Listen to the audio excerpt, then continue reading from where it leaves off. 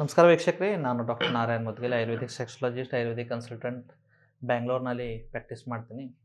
ಇವತ್ತು ಒಂದು ತುಂಬ ಇಂಪಾರ್ಟೆಂಟು ಮತ್ತು ವೆರಿ ಕಾಂಟ್ರವರ್ಷಿಯಲ್ ವಿಷಯ ಬಗ್ಗೆ ನಾನು ಮಾತಾಡ್ತೀನಿ. Ideal age to get marry. ಏನು ಸರ್ ಮದುವೆ ಬಗ್ಗೆ ಮಾತಾಡ್ತಾ ಇದ್ದೀರಾ ಆನ್ ಆಫ್ ಸಡನ್ ಅಂದರೆ, ನಂಬರ್ ಆಫ್ ಪೇಷಂಟ್ ನಾನು ಇವತ್ತೇನು ನೋಡ್ತಾ ಇದ್ದೀನಿ, ಅವ್ರ ಸಫರಿಂಗ್ ನೋಡ್ತಾ ಇದ್ದೀನಿ, ಅವ್ರು ಯಾವ ಸಫರಿಂಗಿಂದ ಹೋಗ್ತಿದ್ದಾರೆ ಅದು ನೋಡಿಬಿಟ್ರೆ ನನಗೆ with lot of practical knowledge, lot of authority ನಾನು ಇವತ್ತು ಹೇಳ್ತಿದ್ದೀನಿ, ಎಷ್ಟು ಅರ್ಲಿ ಮದುವೆ ಮಾಡ್ತೀರಾ ಅಷ್ಟು ಒಳ್ಳೆಯದು.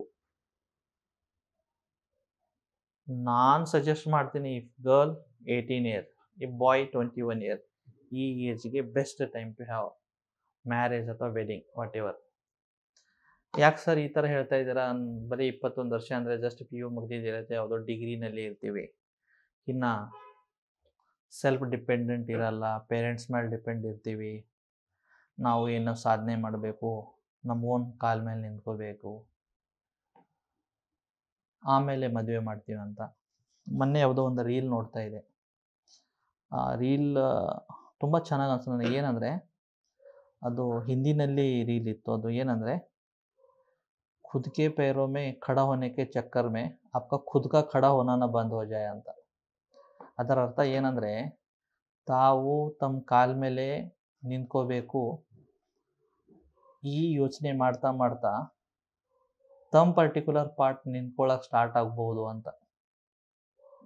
ಈ ಥರನೇ ಪರಿಸ್ಥಿತಿ ಆಗ್ತಾ ಇದೆ ಇವಾಗ. ನಾನು ಪೇಷಂಟ್ಸ್ನ ನೋಡ್ತೀನಿ, ಮದುವೆ ಇದೆ ಸರ್ ನೆಕ್ಸ್ಟ್ ವೀಕು, 3 ತಿಂಗಳಲ್ಲಿ ಮದುವೆ ಇದೆ, ನನಗೆ ಇರೆಕ್ಷನ್ ಬರ್ತಾ ಇಲ್ಲ, ಉದ್ರೇಕಾಯಿ ಇಲ್ಲ, ಕೈ ಕೆಲಸ ಜಾಸ್ತಿ ಮಾಡ್ಕೊಂಡಿದ್ದೀನಿ ಸರ್, ಮದುವೆ ಆಗಿದೆ, ವೈಫ್ ಜೊತೆಗೆ ಸೇರೋಕ್ಕಾಗ್ತಾ ಇಲ್ಲ,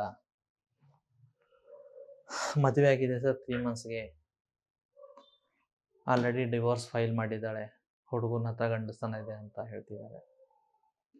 ಇವೆಲ್ಲ ನೋಡಿಬಿಟ್ರೆ ನಾನು ಡಿಸೈಡ್ ಮಾಡಲಿ, ಅಟ್ಲೀಸ್ಟ್ ನನ್ನ ಮಗನ ಎಷ್ಟು ಬೇಗ ಆಯ್ತು ಅಷ್ಟು ಬೇಗ ಮದುವೆ ಮಾಡ್ಕೋಬೇಕಪ್ಪ ಅಂತ. ಓದೋ ಟೈಮ್ನಲ್ಲಿ ಓದಲಿ, ಮೇ ಬಿ ಒಂದು 4-5 ವರ್ಷ ಸ್ಟಡಿನ ಪಾಸ್ ಮಾಡಿಬಿಟ್ಟು ಆ ಪರ್ಟಿಕ್ಯುಲರ್ ಟೈಮ್ನ, ಆ ಪರ್ಟಿಕ್ಯುಲರ್ ಎನರ್ಜಿನ, ಆ ಪರ್ಟಿಕ್ಯುಲರ್ ಮೂಮೆಂಟ್ನ ಚೆರಿಶ್ ಆಗಿ ಎಂಜಾಯ್ ಮಾಡಿಬಿಟ್ಟು ಆಫ್ಟರ್ ಮದುವೆ ಆಲ್ಸೋ ದೇ ಕ್ಯಾನ್ ವಿಶ್ ಇದ್ದರೆ ಇಬ್ಬರು ಸ್ಟಡಿ ಮಾಡ್ಬೋದು.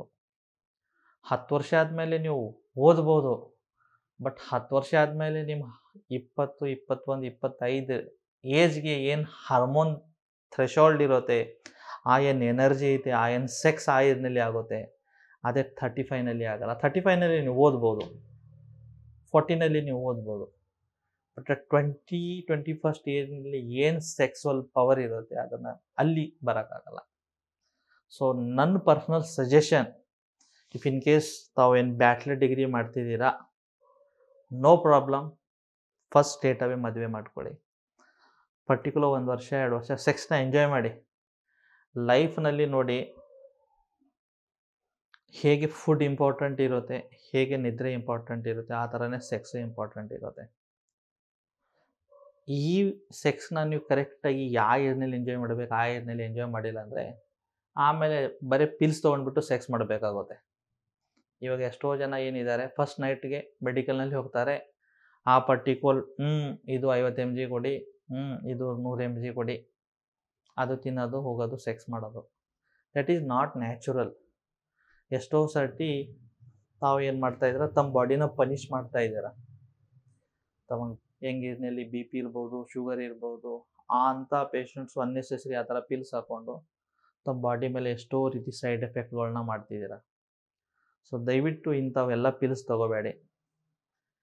ಎಷ್ಟು ಬೇಗ ಆಯ್ತು ಅಷ್ಟು ಮದುವೆ ಮಾಡ್ಕೊಳ್ಳಿ. ನಾನು ಜಾಬ್ ಮಾಡ್ತೀನಿ, ನಾನು ಸೆಟಲ್ ಆಗ್ತೀನಿ, ನಾನು ಫ್ಲ್ಯಾಟ್ ತೊಗೊಳ್ತೀನಿ, ನನ್ನ ಸ್ವಂತ ಮನೆ ಮಾಡ್ತೀನಿ, ಏಜ್ ವೇಟ್ ಮಾಡಲ್ಲ ಬಾಸ್. ಯಾವ ಏಜ್ಗೆ ಏನು ಮಾಡಬೇಕು ಅದು ಮಾಡಲೇಬೇಕು. ಇಲ್ಲಾಂದರೆ ಎಲ್ಲ ಇರುತ್ತೆ ನಿಮ್ಮ ಹತ್ರ, ನೆಮ್ಮದಿ ಇರಲ್ಲ. ಬಿಕಾಸ್ ವಿತೌಟ್ ಸೆಕ್ಸ್ ನೆಮ್ಮದಿ ಇಲ್ಲ. ಇಲ್ಲ ಅಂದರೆ ಟೋಟಲಿ ಅಧ್ಯಾತ್ಮ ಕಡೆ ಹೋಗ್ಬಿಟ್ಟು, ಸ್ಪಿರಿಚುಯಾಲಿಟಿ ಕಡೆ ಹೋಗ್ಬಿಟ್ಟು ಯಾವುದೋ ಸಾಧು ಸನ್ಯಾಸಿ ಭಾವ ಕೂತ್ಕೋಬೇಕು. ಅದರಲ್ಲಿ ನೆಮ್ಮದಿ ಇದೆ. ನಾನು ಸಂಸಾರಿಕ ಜೀವನ ಮಾಡ್ತೀನಿ, ನೆಮ್ಮದಿಯಿಂದ ಇರ್ತೇನೆ ಅಂದರೆ, ಸಂಸಾರ ಜೀವನ ಒಳಗಡೆ ವಿತೌಟ್ ಸೆಕ್ಸ್ ನೆಮ್ಮದಿ ಇಲ್ಲ. ನೀವು ಏನೇನೋ ಎಷ್ಟೋ ರಿಚ್ ಆಗಿರಿ, ಎಷ್ಟೋ ಸಾಹುಕಾರವಾಗಿರಿ, ಎಷ್ಟೋ ನಿಮ್ಮ ಹತ್ರ 10 BMW ಇರಲಿ, ಬಟ್ ನೀವು ಆ ಪರ್ಟಿಕ್ಯುಲರ್ ಟೈಮ್ನಲ್ಲಿ ವೈಫ್ ಜೊತೆಗೆ ಸೇರೋಕ್ಕಾಗಿಲ್ಲ ಅಂದರೆ ನಿಮ್ಮ 10 BMW ನೋ ಯೂಸ್. ಸೊ ಯಾರು ಮದುವೆಗಾಗಿ ಈ ವರ್ಷ ಏನಾದರೂ ಪ್ಲ್ಯಾನ್ ಇದ್ದರೆ ದಯವಿಟ್ಟು ಡಿಲೇ ಮಾಡಬೇಡಿ. ಆ ಹುಡುಗಿ ಪಸಂದಿಲ್ಲ, ಇನ್ನೂ ಒಂದು ನೋಡ್ತೀನಿ, ಇದಿದ್ನಲ್ಲಿ ಚಾಯ್ಸ್ನಲ್ಲಿ 2-3ನಲ್ಲಿ ಒಂದು ಮುಗಿಸ್ಬಿಡ್ಬೇಡಿ. ಯಾಕಂದರೆ ಇವತ್ತು ನಾಳೆ ಗರ್ಲ್ಸ್ದು ಡಿಮ್ಯಾಂಡ್ ಜಾಸ್ತಿ. ಇವಾಗ ಎಷ್ಟೋ ಕಮ್ಯುನಿಟೀಸ್ನಲ್ಲಿ ಹುಡುಗಿ ಸಿಗ್ತಾ ಇಲ್ಲ.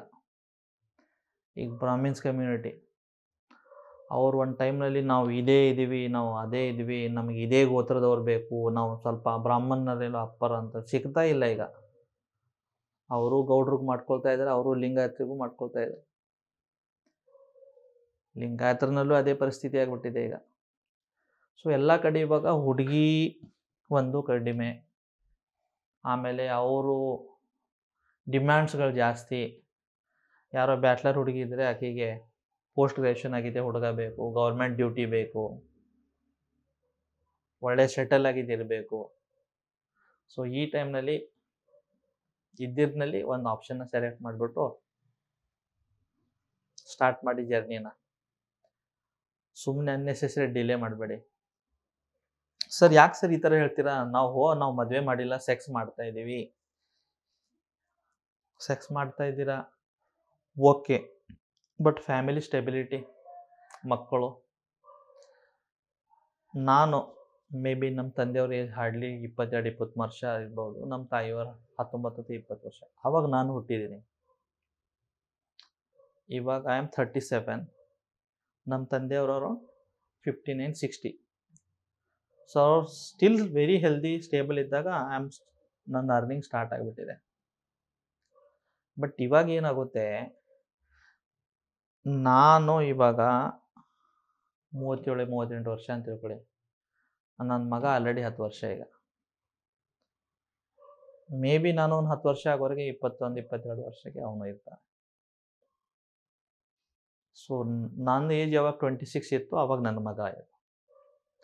ಸೊ ಏನಾಗುತ್ತೆ, ನೀವು ಎಷ್ಟು ಬೇಗ ಪೇರೆಂಟ್ಸ್ ಆಗ್ತೀರಾ ಅಷ್ಟು ಬೇಗ ಏನಾಗುತ್ತೆ, ನಿಮ್ಮ ಮಕ್ಕಳು ಡೆವಲಪ್ಮೆಂಟ್ ಆಗ್ತಾ ಇರುತ್ತೆ. ಇವಾಗ ನಾನು ಪೇರೆಂಟ್ಸ್ನ ನೋಡ್ತೀನಿ, ಎಷ್ಟೋ ಸತಿ ನನ್ನ ಮಗನ ಪೇರೆಂಟ್ ಟೀಚರ್ ಮೀಟಿಂಗ್ ಇದ್ದಾಗ ಸ್ಕೂಲ್ ಹೋಗಿರ್ತೀನಿ, 55 ವರ್ಷ 53 ವರ್ಷ ಅವ್ರ ಮಗ 4th ಸ್ಟ್ಯಾಂಡರ್ಡ್ನಲ್ಲಿ ಇದ್ದಾನೆ. ಒಂದು PUC ಯಾವಾಗ ಆಗಬೇಕು, ಡಿಗ್ರಿ ಯಾವಾಗ ಮಾಡಬೇಕು, ಆವರೆಗೆ ಅಪ್ಪ ತಂದೆ ದುಡಿಲೇಬೇಕು, ಇಲ್ಲಾಂದ್ರೆ ಮನೆ ನಡೆಯೋಕ್ಕಾಗಲ್ಲ. ಸೊ ಎಷ್ಟು ಬೇಗ ಮಕ್ಕಳಾಗುತ್ತೆ ನೋಡಿ.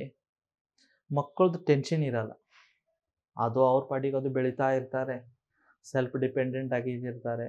ನಿಮ್ಮ ರಿಟೈರ್ಮೆಂಟ್ಗಿಂತ ಮುಂಚೆನೇ ಅವ್ರ ಅರ್ನಿಂಗ್ ಸ್ಟಾರ್ಟ್ ಆಗುತ್ತೆ, ಒಂದು ಫ್ಯಾಮಿಲಿ ಲೈಫ್ ಸ್ಟೇಬಲ್ ಆಗಿದಿರುತ್ತೆ, ಮಕ್ಕಳಿದಾರಪ್ಪ ಅಂತ.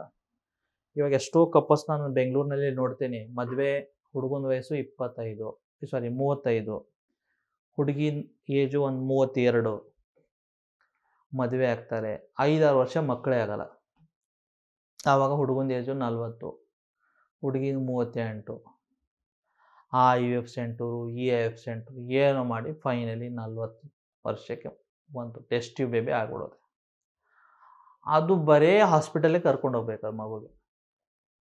ಸ್ವಲ್ಪ ಶೀತ ಬಂತು ಹಾಸ್ಪಿಟಲ್, ಸ್ವಲ್ಪ ಜ್ವರ ಬಂತು ಹಾಸ್ಪಿಟಲ್, ಸ್ವಲ್ಪ ವಾಮಿಟಿಂಗ್ ಆಯಿತು ಹಾಸ್ಪಿಟಲ್. ಒಂದು 6 ತಿಂಗಳು ಆಗಿಲ್ಲ, 1 ವರ್ಷಕ್ಕೆಲ್ಲ ಸ್ಪೆಕ್ಟು. ಅಂದರೆ ಮಕ್ಕಳಲ್ಲಿ ಇಮ್ಯುನಿಟಿ ಇಲ್ಲ. ಬಿಕಾಸ್ 40 ಏಜ್ಗೆ ಸ್ಪರ್ಮ್ ಆಲ್ರೆಡಿ ತುಂಬ ಪೂವರ್ ಆಗಿದ್ದಿರುತ್ತೆ ಕ್ವಾಲಿಟಿನಲ್ಲಿ. 40 ಏಜ್ಗೆ ಫಿಮೇಲ್ ಎಗ್ ರಿಸರ್ವ್ನಲ್ಲಿ ಎಲ್ಲಕ್ಕಿಂತ ಲಾಸ್ಟ್ ಉಳಿದಿದೆ ಎಗ್ಸೋದು. ಅಂಥ ಸ್ಪರ್ಮ್ನ, ಅಂಥ ಎಗ್ನ ಅದು ಝೈಗೋಟ್ ಫಾರ್ಮೇಷನ್ ಆಗಿಬಿಟ್ಟು ಅಂಥ ಶಿಶು ಉತ್ಪಂಡ್ರೆ ಅದೂ ಹೆಲ್ದಿ ಇರಲ್ಲ, ಲೈಫ್ ಸ್ಪ್ಯಾನು ಕಡಿಮೆ ಇರುತ್ತೆ. ಇವತ್ತು ನಾನು ನೋಡ್ತೀನಿ ಅಲ್ಲ, ಎಷ್ಟೋ ಹುಡುಗರು ಮಕ್ಕಳು ತಂದೆ ತಾಯಿ 42-43 ವರ್ಷದವರು, ಮಗ 6 ತಿಂಗಳು ತೊಗೊಂಡು ಹಾಸ್ಪಿಟಲ್ ಓಡಾಡ್ತಾ ಇರ್ತಾರೆ. ಅವ್ರು 55-60 ವರ್ಷ ಆಗೋರಿಗೆ ಮಗು 5th ಸ್ಟ್ಯಾಂಡರ್ಡ್ನಲ್ಲಿ ಇರ್ತಾನೆ. ಏನು ಉಪಯೋಗ? ಸೊ ಹಳೆಯ ಸ್ವಲ್ಪ ರೂಲ್ಸ್ ಏನಿದೆಯಲ್ಲ, ಆ್ಯಕ್ಚುಲಿ ಅದು ಪ್ರಾಕ್ಟಿಕಲ್ ಓರಿಯೆಂಟೆಡ್ ರೂಲ್ಸು. ನಮ್ಮ ಕಡೆ ಎಲ್ಲ ಉತ್ತರ ಕರ್ನಾಟಕ ಕಡೆ ಏನಂದರೆ,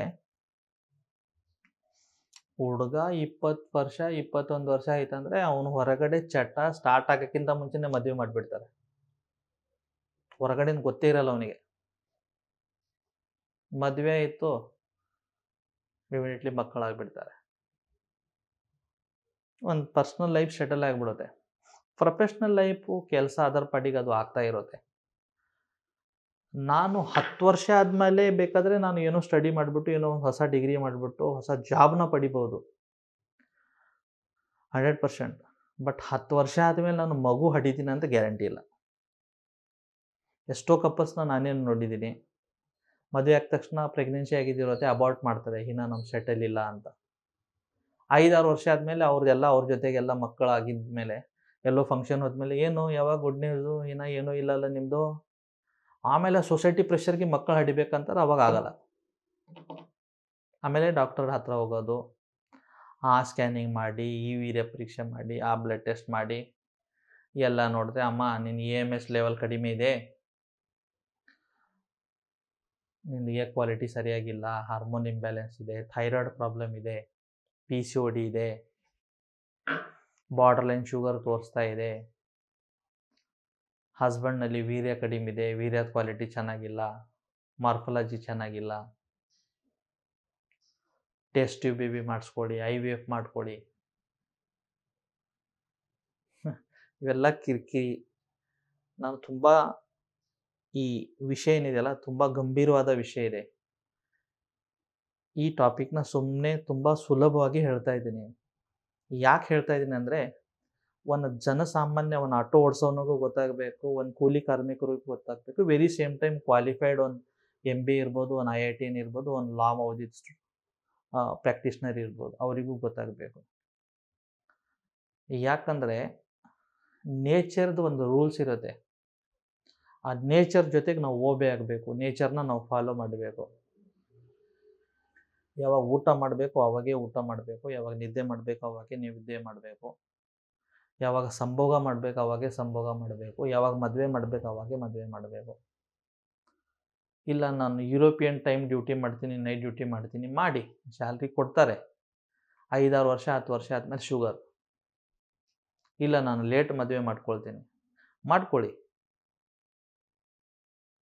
ಸೆಕ್ಸು ಮಾಡೋಕ್ಕಾಗಲ್ಲ, ಸ್ಟ್ಯಾಂಡು ಆಗಲ್ಲ, ಟೈಮಲ್ಲಿ ಮಕ್ಕಳು ಆಗಲ್ಲ. ಯಾಕೆ ಹೇಳ್ತಾ ಇದ್ದೀನಿ ಅಂದರೆ, ಈ ಇತ್ತೀಚೆಗೆ ಲಾಸ್ಟ್ 2 ವರ್ಷದಲ್ಲಿ ತುಂಬ ಹಾರಿಬಲ್ ಪೊಸಿಷನ್ ಇದೆ. ಈ ಸೆಕ್ಸಾಲಜಿ ಫೀಲ್ಡ್ನಲ್ಲಿ ಇವಾಗ ಏನಂದರೆ, ರೋಡ್ ಮೇಲೆ ಒಂದು 30-45 ವರ್ಷದವರು ಒಂದು 10 ಜನ ಹುಡುಗರು ಹೋಗ್ತಾ ಇದ್ದಾರೆ ಅಂದರೆ, ಕನಿಷ್ಠ ಒಂದು 60-70% ಹುಡುಗರಲ್ಲಿ ಇದು ಪ್ರಾಬ್ಲಮ್ ಇದೆ. ತುಂಬ ಜನ ಪಾಪ ಒಳಗಡೆ ಕೊರ್ತಾ ಇದ್ದಾರೆ. ಒಳ್ಳೆ ಜಾಬ್ ಇದೆ, ಒಳ್ಳೆ ಸ್ಯಾಲ್ರಿ ಇದೆ, ತಿಂಗಳಿಗೆ 2.5 ಲಕ್ಷ ಎತ್ತಾರೆ, ಸೆಕ್ಸ್ ಮಾಡೋಕ್ಕಾಗ್ತಾ ಇಲ್ಲ. ಏನು ಮಾಡ್ತೀರಿ ದುಡ್ಡು ತೊಗೊಂಡ್ಬಿಟ್ಟು? ಸೊ ಈ ವಿಡಿಯೋ ತಮ್ಮ ಫ್ರೆಂಡ್ಸ್ ಜೊತೆಗೆ ಶೇರ್ ಮಾಡಬೇಕು. ಯಾಕೆ ಶೇರ್ ಮಾಡಬೇಕಂದ್ರೆ, ಮೋಟಿವೇಟ್ ಆಗಬೇಕು. ಎಷ್ಟೋ ಸತಿ ನಾವು ಏನು ಮಾಡ್ತೀವಿ, ಜಿಮ್ ಸೇರಬೇಕಂದ್ರೆ ನಮ್ಮ ಫ್ರೆಂಡ್ಸ್ ಜೊತೆಗೆ ಜಿಮ್ ಹೋಗೋದು ವಿಡಿಯೋ ಹಾಕ್ತೀವಿ. ಯಾಕಂದರೆ ಒಂದು 4-5 ಜನ ಹೋಗ್ಬಿಟ್ಟು ಸೇರಿಬಿಟ್ಟು ಜಿಮ್ ಜಾಯಿನ್ ಮಾಡಬೇಕಂತ. That is good. ಇದು ವಿಡಿಯೋ ಏಕಂದರೆ ಬೇಗ ಮದುವೆ ಮಾಡ್ಕೊಳ್ಳಿ ಅಂತ ಇದೆ. ಸೊ ಎಲ್ಲ ಯಾರು ನಿಮ್ಮ ಬ್ಯಾಚ್ಮೇಟ್ಸ್ ಇದ್ದಾರೆ, ಇನ್ನೂ ಯಾರ್ಯಾರು ಮದುವೆ ಆಗಿಲ್ಲ, ಅವ್ರು ಎಲ್ಲರ ಜೊತೆಗೆ ಶೇರ್ ಮಾಡಿ. ಹೇಳಿ ತಮ್ಮ ಪೇರೆಂಟ್ಸ್ಗೆ, ಅಪ್ಪ MBA ಆಮೇಲೆ ಮಾಡ್ತೀನಿ, ಫಸ್ಟ್ ಮದುವೆ ಮಾಡ್ಕೊಳ್ಳಿ ಅಂತ. ಅಪ್ಪ ಮಾಸ್ಟರ್ ಆಮೇಲೆ ಮಾಡ್ತೀನಿ, US ಹೋಗೋದ್ಮೇಲೆ ಫಸ್ಟ್ ಮದುವೆ ಮಾಡಿ ಅಂತ. ಪೇರೆಂಟ್ಸ್ ಕೂಡ ನಾನು ಒಂದು ರಿಕ್ವೆಸ್ಟು, ತಾವು ಕಡಿಮೆ ಏಜ್ನಲ್ಲಿ ಮದುವೆ ಆಗಿದೆ, ಒಳ್ಳೆ ರೀತಿ ಸೆಕ್ಸ್ನ ಎಂಜಾಯ್ ಮಾಡಿದ್ದೀರಾ, ಕಡಿಮೆ ಏಜ್ನಲ್ಲಿ ಮಕ್ಕಳು ಪಡೆದಿದ್ದೀರಾ, ಇವಾಗ ತಾವು ಆಲ್ಮೋಸ್ಟ್ ರಿಟೈರ್ಮೆಂಟ್ ಇರೋವರೆಗೆ ಅಥವಾ ಮಗಳು ಆಲ್ರೆಡಿ ಅವರು ಸೆಲ್ಫ್ ಡಿಪೆಂಡೆಂಟ್ ಆಗ್ತಿದ್ದಾರೆ. ಡು ನಾಟ್ ಫೋರ್ಸ್ ದೆಮ್, ಮಾಸ್ಟರ್ಸೇ ಮಾಡೋ, ಕೆನಡಾ ಹೋಗು, US ಹೋಗು, ಆ ಯೂನಿವರ್ಸಿಟಿ ಮಾಡೋ, ಈ ಯೂನಿವರ್ಸಿಟಿ ಮಾಡೋ. ಫಸ್ಟ್ ಮದುವೆ ಮಾಡ್ಕೊಂಬವು, ಒಂದು ಮಗು ಆಗಲಿ, ಒಂದು ಸೇಫ್ಟಿ ಆಗಲಿ, ಡಿಗ್ರಿ ಬೇಕಾದ್ರೆ ಆಮೇಲೆ ಮಾಡ್ಕೊ ಅಂತ. ಯಾಕಂದರೆ it is a need of the time. It is one national emergency ಥರ ಗೌರ್ಮೆಂಟ್ ಕೂಡ ನಾನು ಹೇಳ್ತೀನಿ ಟಿ ವಿನಲ್ಲಿ ಆ್ಯಡ್ ಮಾಡಬೇಕು. ಏನಂದರೆ ನಾವು ಸಣ್ಣವಿದ್ದಾಗ ಟಿ ವಿನಲ್ಲಿ ದೂರದರ್ಶನಲ್ಲಿ ಆ್ಯಡ್ ಆಗ್ತಿದ್ರು, ಸಂಡೇ ಹೋಯ ಮಂಡೇ ರೋಸ್ ಖಾವ್ ಅಂಡೆ ಅಂತ. ಯಾಕೆ ಖಾವ್ ಅಂದರೆ ಪ್ರೋಟೀನ್ ಚೆನ್ನಾಗಿ ಸಿಗುತ್ತೆ ಎಗ್ನಲ್ಲಿ, ಯಾಕಂದರೆ ನಮ್ಮ ಇಂಡಿಯನ್ ವೆಜ್ ಡೈಟ್ನಲ್ಲಿ ಪ್ರೋಟೀನ್ ಅಂಶ ಕಡಿಮೆ ಇದೆ, ಅದಕ್ಕೆ ಮೊಟ್ಟೆ ತಿನ್ನಿ ಅಂತ. ಸೊ ಆ ಥರ ಪ್ರಮೋಟ್ ಮಾಡಿ ಮಾಡಿ ಎಷ್ಟೋ ಫ್ಯಾಮಿಲಿನಿ ದೋಸ್ ವಾರ್ ಅಂದರೆ ವೆಜಿಟೇರಿಯನ್ ಫ್ಯಾಮಿಲಿನಲ್ಲಿಯೂ ಎಗ್ ಒಂದು ಪಾರ್ಟ್ ಆಯಿತು ಅವ್ರ ಮೀಲ್ದು. ಆ ಥರ ಗೌರ್ಮೆಂಟ್ ಟಿ ವಿನಲ್ಲಿ ಆ್ಯಡ್ ಮಾಡಬೇಕು, ಯಂಗ್ ಏಜ್ನಲ್ಲಿ ಮದುವೆ ಮಾಡ್ಕೊಳ್ಳಿ ಅಂತ. ಬೇಕಾದ್ರೆ ನಾವು ಸ್ವಲ್ಪ ಸಬ್ಸಿಡಿ ಕೊಡ್ತೀವಿ, ಒಂದು 2 ಲಕ್ಷ ಮದುವೆಗೆ ಅಂತ. ಯಾಕಂದರೆ ಅಟ್ಲೀಸ್ಟ್ ಆ ಒಂದು ರೀಸನ್ದಿಂದಲೂ ಸ್ವಲ್ಪ ಮದುವೆ ಬೇಗ ಆಗಲಿ. ನಾನು ಇದರಲ್ಲಿ ಚೈಲ್ಡ್ ಮ್ಯಾರೇಜ್ನ ಪ್ರಮೋಟ್ ಮಾಡ್ತಾ ಇಲ್ಲ. 18 ವರ್ಷ ಹುಡುಗಿದ ವಯಸ್ಸು, 21 ವರ್ಷ ಹುಡುಗನ ವಯಸ್ಸು, ಆ ಟೈಮ್ಗೆ ಮದುವೆ ಮಾಡಿ, ಬಟ್ ತುಂಬ ಡಿಲೇ ಮಾಡಬೇಡಿ. ವಿಡಿಯೋ ಇಷ್ಟ ಆದರೆ ಶೇರ್ ಮಾಡಿ. ನಮಸ್ಕಾರ.